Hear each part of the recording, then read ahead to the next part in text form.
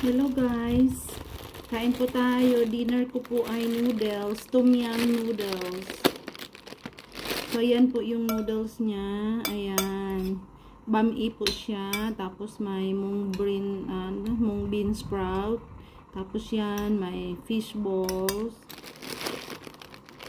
Tapos lalagyan ko po yan ng hindi ko pa anong tawag nila nito. Yung parang chicharon nila na dilaw. Awan ko anong tawag yan sa atin. Ayan. Tapos, ayan po yung tom yum soup.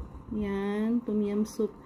Asim-asim na po yan konti. Tapos, mayroon po yung giniling na yung mani na dinurog o giniling. I don't know pa paano nilagyan. Tapos, pwede ka ring maglagay ng suka. Meron na kaagad na ka-ready na nakapack na may suka. Ayan. Ayan po, asukal kung gusto mo. Tapos sili, powdered chili. Tapos, ayan yung suka na may sili pa rin. Ayan po, try natin. I-mix-mix na po natin.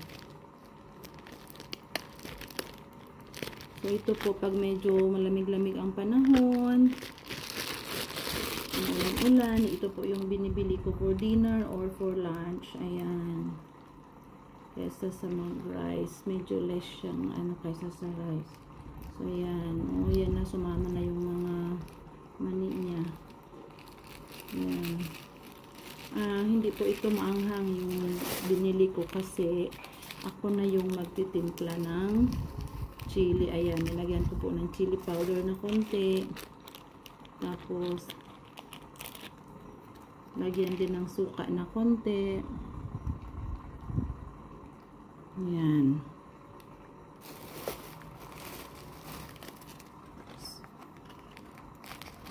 So, hindi ko na siya lagyan ng asukal. I-save ko na lang yung asukal na pwede pa magamit sa sunod sa gatas or sa kape.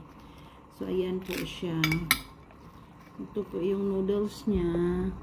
Yan. Ganyan. Parang ano ba? Parang lumi style na lang. Yan. 55 baht. 55 baht. Mga ano siguro yun dyan. Mga 80 pesos. Yan. So, marami siyang, yung fish balls niya parang 5 piraso o 6. Ganyan lang siya. Yan.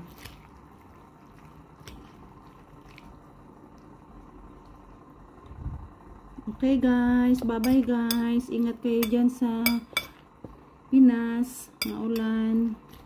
God bless. Have a good night ahead. Bye-bye.